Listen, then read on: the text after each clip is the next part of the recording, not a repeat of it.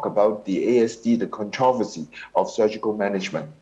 Some of the concept in this talk has already been well mentioned by our previous esteemed speaker, and then this is basically what I'm going to do.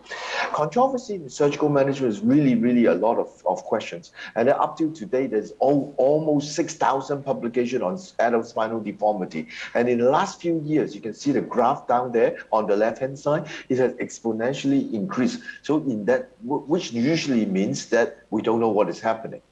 Well, let's look at this case to a certain extent. This is a 71 years old lady who presented with a lower back pain and with an x-ray like that, with pain shooting down to the legs like that, and sagittal imbalance and coronal imbalance as shown on the x-ray.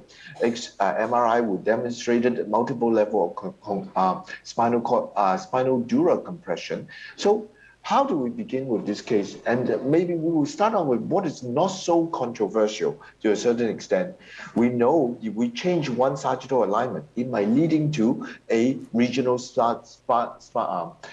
deformity abnormality. And a regional abnormality imbalance may lead to a global sagittal imbalance as a concept. We know, as the previous speaker talked about, the pelvic instance are relatively constant. And this seems to be one of the important parameters that one would look into in terms of adult deformities.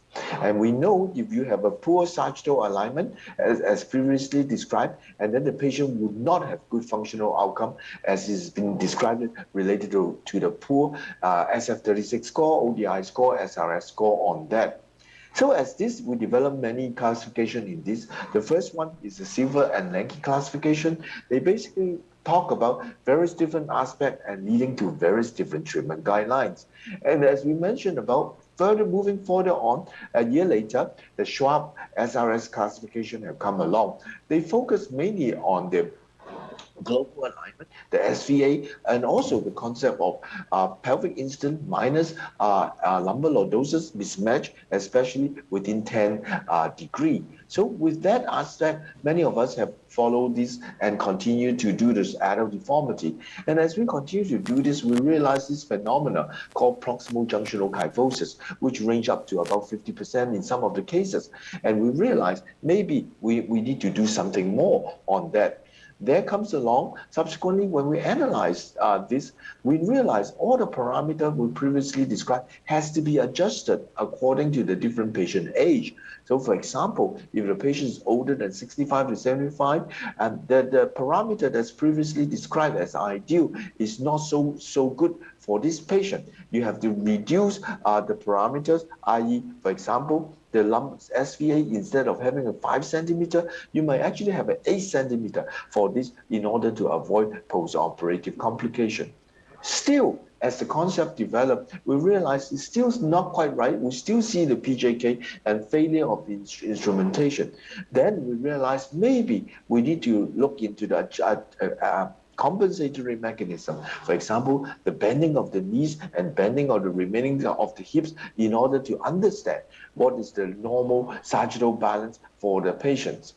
And this leading to the development of a lot of lines that actually include the lower portion of the neck and the pelvis and the hip in order to compensate, to look into the compensation of the knee and hips alignment in order to do so. These are some of the common lines that have been described.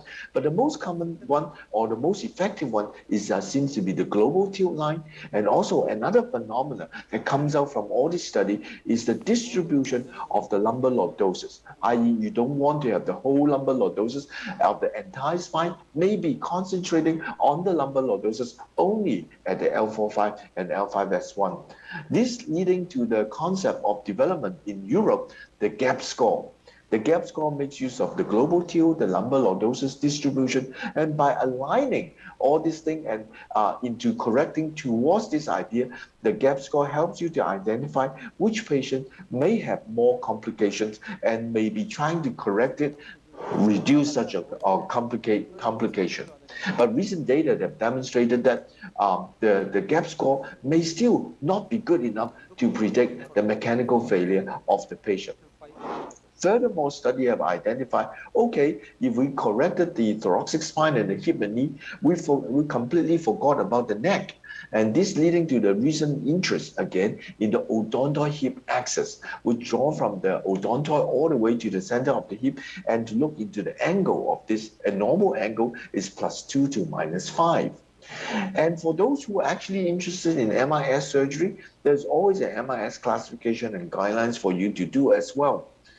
As we focus very heavily on the sagittal alignment, and then increasingly new complication comes, and then we need to refocus back on the balancing of the coronal balance. From China, Professor Bao and also Professor Jiu Yong have talked about the various different type of coronal imbalance. Particularly is the type C, when you draw the center line and the center line is on the convex side of the curve. This group of the patient tends to develop in the high risk of post-operative failure and mechanical failure for this patient. This leading to OBED, continue to develop the concept and subsequently a comprehensive treatment guidelines for coronal imbalance, leading you what not to do and what to do. And finally, as we continue to talk about the controversial of the sagittal alignment, the concept of spinal harmony is starting to come into the picture. And also the patient functional age, biology, and also comorbidity is important as well. And the old concept from the French, Jean de Boucher, about the cone of economy, that has come back into the shape. And then also for Professor Rusciuli, the various different type of sagittal alignment and sagittal harmony is also very important. So for example, if we fix all these patients, but yet according to the previous described lines, but yet failure to recognize the harmony of the spine or the shape of the spine, this will leading to 3 times higher mechanical failure in the patient. Finally, we need to look at also the patient needs. For example, in this group of patients, they need to sit on the floor. Do you really want to do a T2 to pelvic fixation? They can no longer sit anymore. Or patient is sitting on chair sharing. As a result, this might leading to some sort of importance in the correction of adult deformity. My partner have recently published the concept of sitting balance, and they identify the fact that when you sit down, your lumbar lordosis becomes straight. It is a C-spine curve, and therefore if you forcefully correct the adult deformity into a large number lordosis, this will probably leading to proximal junctional kyphosis and mechanical failure as well. After 10 years of describing all these things recently in this year, and then Dr. Lenke have also come up with another sagittal alignment or coronal alignment classification, again, in order to identify, try to tackle this problem, which is described with the ADIS that's shown in here.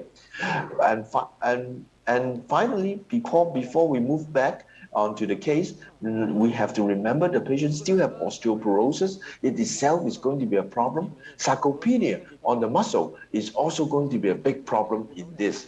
So this is the patient that we described earlier on, and therefore the patient with multiple stenosis in this situation. So in my practice, I first start to identify what is the clinical symptomatic pathology, and that would be incorporated into our surgical strategy. And then looking into the coronal imbalance, and then looking at the sagittal imbalance, and try to keep spinal harmony. And in this situation, we did a 2-stage approach, MIS, stage 1 oxlip on the lateral spine, and subsequently stage 2, T2 to iliac using the subcrestal screw techniques in order to balance the spine. And this is what we have done that in this particular patient. So in summary, my current strategies is probably for treating this is going to be first look into the coronal alignment. For the sagittal alignment, I tend to focus, despite all the controversial, I find it useful looking at the C7 SVA and PIL with age adjusted, maintaining all the lordosis, 2/3 of it in L4 and S1, and try to restore the spine to the Rusciuli curve type and try not to fuse as long as I can. And that's basically what the current thinking or my thinking is going to be. Thank you again for your time for inviting me.